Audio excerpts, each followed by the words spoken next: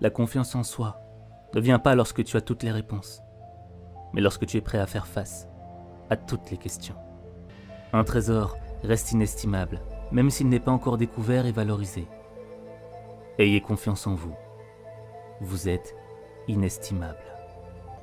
Trop de gens surestiment ce qu'ils ne sont pas et sous-estiment ce qu'ils sont. Bonjour et bienvenue à toutes et à tous, j'espère que vous allez bien. De mon côté, tout se passe très bien. Alors aujourd'hui, je vais vous présenter le cours de la gestion des ressources humaines. Alors je rappelle que en plus d'être prof de transport et de la logistique, je suis aussi prof de management et gestion des ressources humaines et aussi marketing communication. Donc aujourd'hui, j'ai décidé de commencer le cours de la gestion des ressources humaines. Ce cours est valable pour les étudiants en BTS, technicien spécialisé en gestion des entreprises deuxième année, ou bien en licence, d'accord? Et même les étudiants qui sont en M1, vous allez trouver sûrement des contenus qui vont vous intéresser. Alors aujourd'hui, on va aborder la GRH. Toute chose a une histoire. Vous avez une histoire. J'ai une histoire. Donc la GRH aussi a une histoire. Parlant de l'histoire de la GRH, nous allons remonter un peu le temps parce que on ne l'a pas appelé GRH du jour au lendemain, d'accord? Donc ça a commencé quelque part avec des actions. Donc il y a eu des choses qui ont influencé ce département-là. Donc nous allons commencer par la révolution industrielle. Vous allez remarquer que la révolution industrielle a conduit le monde à un chaos total, d'accord? Et quand il y a la guerre, quand il y a beaucoup de problèmes, il faut réformer le système. Donc la révolution industrielle va conduire le monde à la création des premières usines. Alors, si on crée les usines, il faut recruter la main-d'œuvre. Comme vous pouvez le voir, il faut recruter des gens qui vont travailler dans l'entreprise. Et ces gens-là, c'est des gens qui viennent de divers horizons.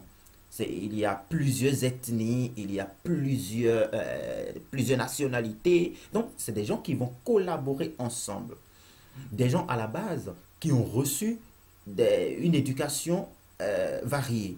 D'accord? Mais ceux-là, ou bien ces personnes, sont appelés à vivre ensemble, à travailler ensemble.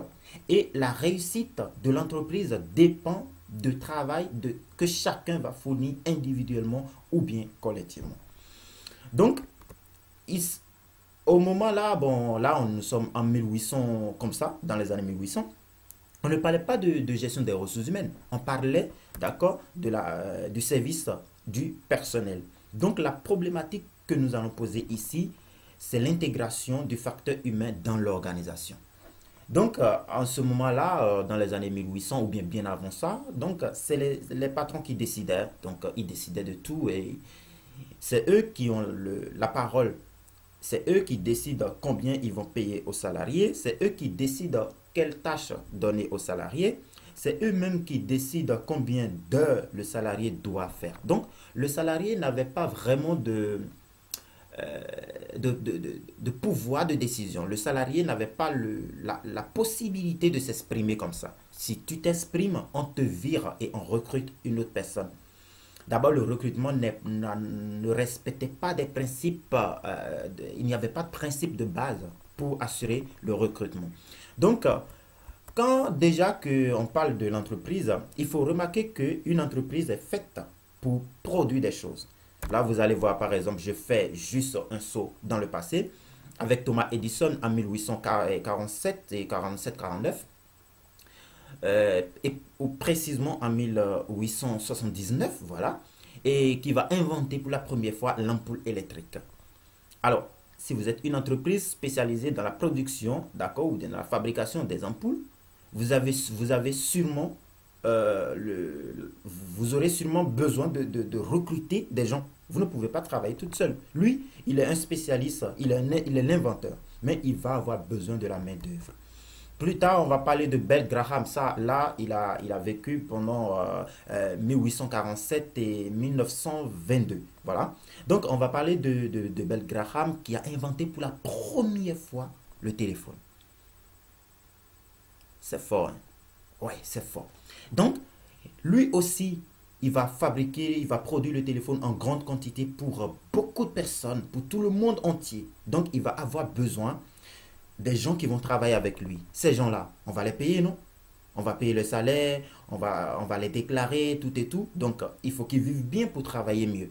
D'accord? Donc, parce que la, la, la rentabilité de l'entreprise, le succès de l'entreprise dépend aussi, d'accord, des conditions dans lesquelles les gens travaillent.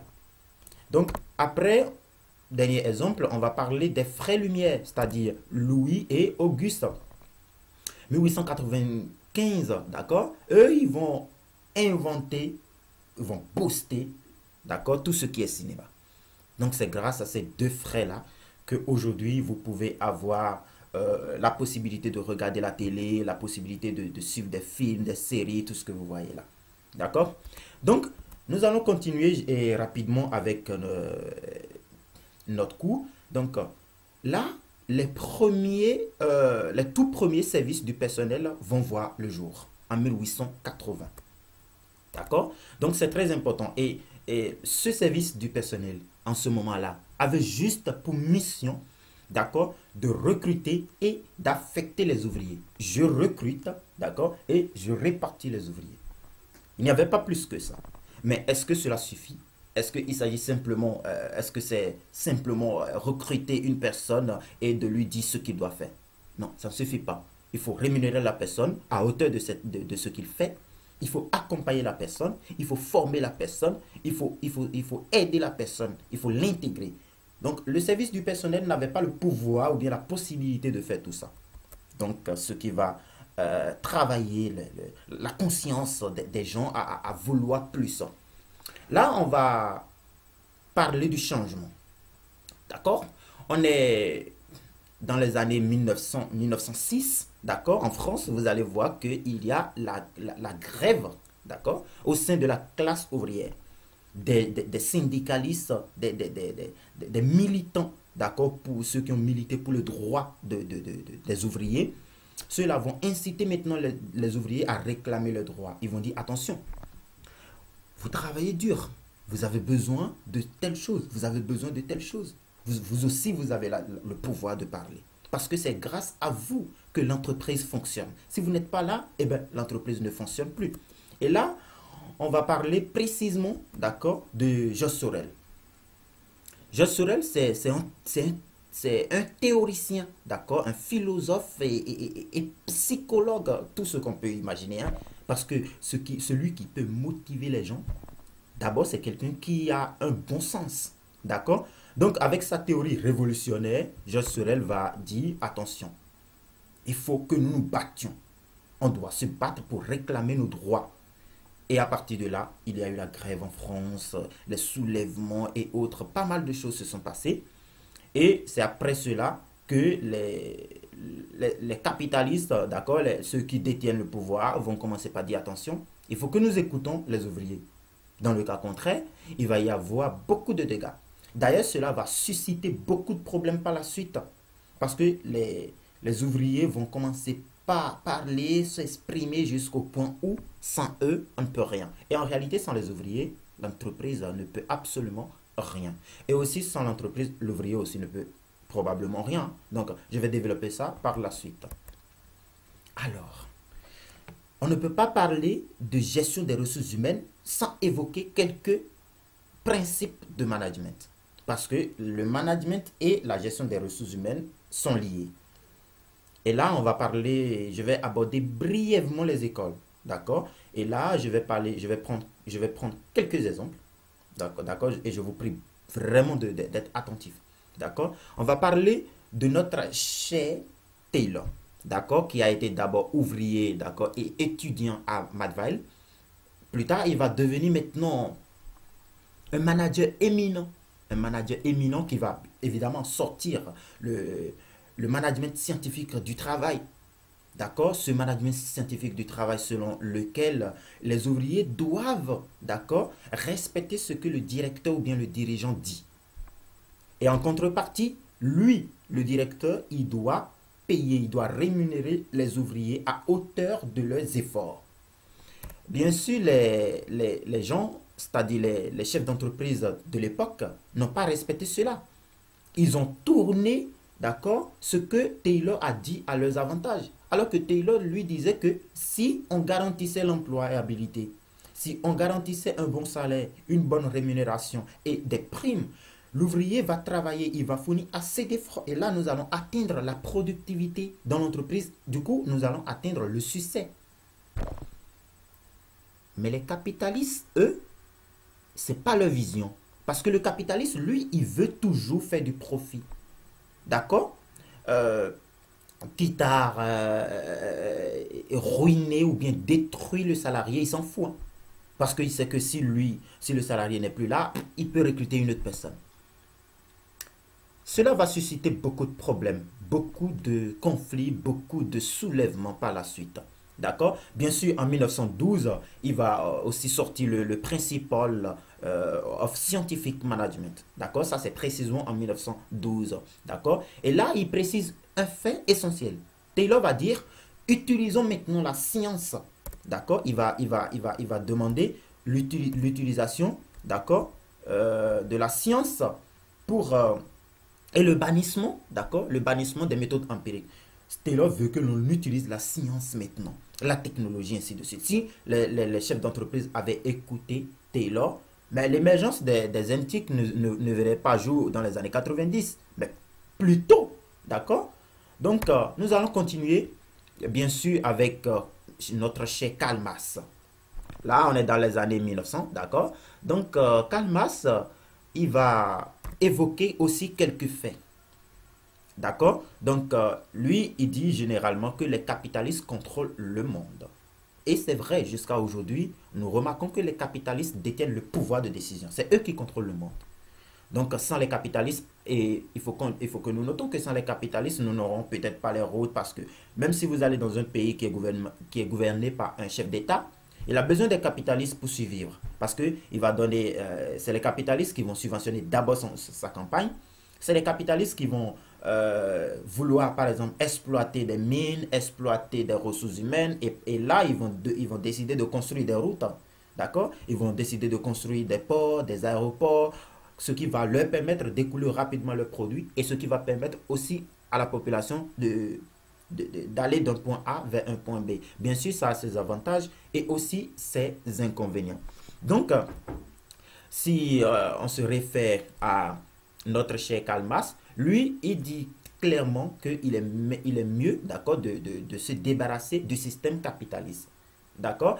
Et notons qu'en 1989 précisément, la réputation de Marx s'est volée en éclats. D'accord? Parce que les communistes l'ont rallié à leur cause. D'accord? Et là, selon Marx, les inégalités sont une source de tension. Marx voudrait bannir les inégalités. Selon Marx, il faut que les ouvriers soient payés équitablement. Attention, il a dit équitablement. D'accord? Donc, à la fin du 19e siècle, on va parler même du crédit à la consommation. De l'argent bon marché. Donc, les gens pouvaient faire des prêts, ils pouvaient consommer tranquillement. Et quand tu fais des prêts, tu consommes tranquillement, mais tu vas payer les intérêts par la suite. Les gens vont faire des prêts pour acheter des maisons. Là, l'immobilier a pris un envol. Et attention, les capitalistes s'enrichissent. Et aussi, la population bénéficie aussi. Hein. Donc, c'est pas que les capitalistes qui gagnent. Donc, chacun gagne. Le gouvernement gagne, les capitalistes gagnent, la population aussi gagne de son côté.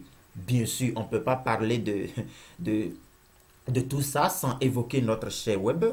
D'accord? Donc, Max Weber, donc, lui, il va baser sa théorie des organisations sur deux principes fondamentaux. D'accord? Sur deux principes fondamentaux. Là, il va parler de l'autorité et en même temps, il va parler aussi de la bureaucratie. L'autorité, là, il a divisé sur trois concepts. D'accord? Il va parler de l'organisation du travail. D'accord? De l'organisation traditionnelle. Et aussi, il va parler de l'organisation charismatique et enfin, il va parler de l'organisation rationnelle. Donc, pour les étudiants qui sont en gestion des ressources humaines et transport logistique,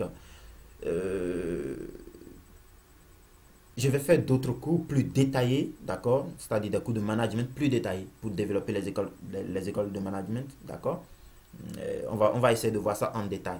Donc, c'est ce que je peux dire sur Mas, d'accord? Et il va parler, d'accord, de la fondation, d'accord? On va parler de fondation de l'école sociologique, il va parler de respect des procédures, d'accord? Et des règles. Il va parler aussi du- de l'usage, d'accord? D'un recrutement sur concours.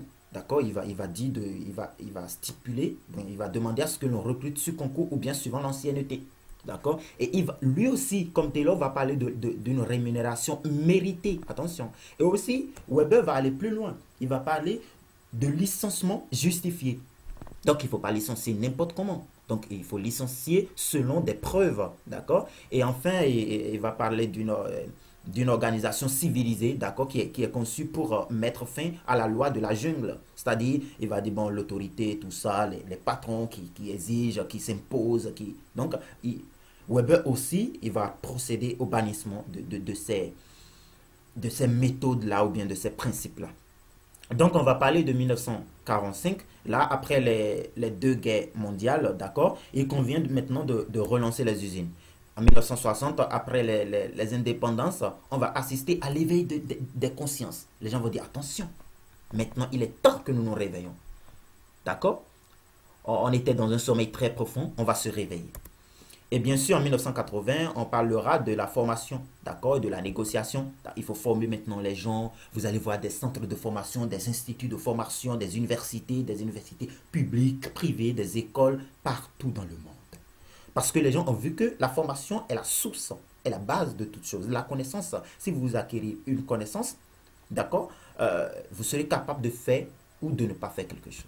Donc c'est très important. À partir de 90, on va parler du développement des antiques. Jusqu'à nos jours, bon, Internet a boosté le monde, a changé le monde carrément. D'accord? Donc c'est très important de préciser. Donc on va aller aussi un peu plus loin. Donc après tout ça, donc après avoir parlé de Taylor, après avoir parlé de Karl Marx, de Max Weber, de Eton Mayo, d'accord? Donc, on va définir la GRH, d'accord? Une définition un peu complexe, d'accord? Donc, d'abord, au temps de Taylor, on va parler de la gestion du personnel, ce qu'on a expliqué. Mais aujourd'hui, on parle de la gestion des ressources humaines.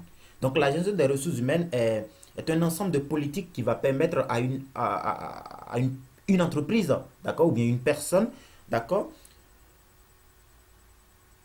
De recruter, de former, d'accord? La formation, bien sûr, avec des moyens du bord, hein, de suivre, d'accord? Le suivi dont on parle, ce n'est pas la surveillance, d'accord? Mais d'aider le jeune recrue à atteindre ou bien à développer ses potentialités. Donc, mobiliser, former, motiver aussi, d'accord? Une rémunération méritée, d'accord? Et justifier aussi, comme l'a dit Taylor et notre cher Mass et Weber et eux tous, d'accord? Donc, on va parler aussi du développement, d'accord, des RH au profit de la productivité et de l'amélioration de la performance du personnel. Donc, si on recrute bien, on recrute la bonne personne, on forme la personne, on aide la personne pour l'intégration et autres, la personne gagne et l'entreprise aussi gagne. Donc, on n'oublie pas, hein, donc la prochaine fois, je vais essayer de présenter un cours très précis, d'accord, et bien détaillé aussi, hein, sur les écoles de management. Là, on va parler des écoles classiques. Là, je vais évoquer Taylor encore, avec l'organisation scientifique du travail, qui va parler de la division verticale, qui parle de la séparation, d'accord, de la séparation des tâches, et aussi de la division horizontale, d'accord, qui parle de la spécialisation, qui est basée aussi sur le travail à la chaîne. Et aussi, je vais préciser, par exemple, les écoles des relations humaines par Eton Mayo, qui va parler de l'expérience de Weston, d'accord, de l'expérience de Weston Electric, le test room, et de l'augmentation de la productivité qui dépend réellement de la relation qui existe entre le personnel. C'est-à-dire, lui, il pense que si la vie sociale en entreprise est bien protégée, est bien programmée, donc les gens, quand ils se sentent bien, ils vont mieux travailler. Alors, j'espère que ce cours vous a plu et vous a aidé, et c'est sûr que vous allez trouver de contenu très intéressant. Alors je vous remercie, d'accord? Et n'oubliez pas, abonnez-vous. Cliquez sur le bouton de notification, ce qui va vous permettre d'être au courant, d'accord? À chaque fois que je divise mes vidéos. Merci à vous. Merci infiniment. Et partagez la vidéo s'il vous plaît. Partagez à vos amis. Partagez à vos amis un peu partout dans le monde. Ça va aider tout le monde, j'espère. Merci, merci beaucoup. Et à très bientôt. Préoccupez-vous davantage de votre caractère que de votre réputation. Car votre caractère représente ce que vous êtes vraiment. Tandis que votre réputation n'est que ce que les autres pensent de vous. La confiance se gagne en gouttes et se perd en litres.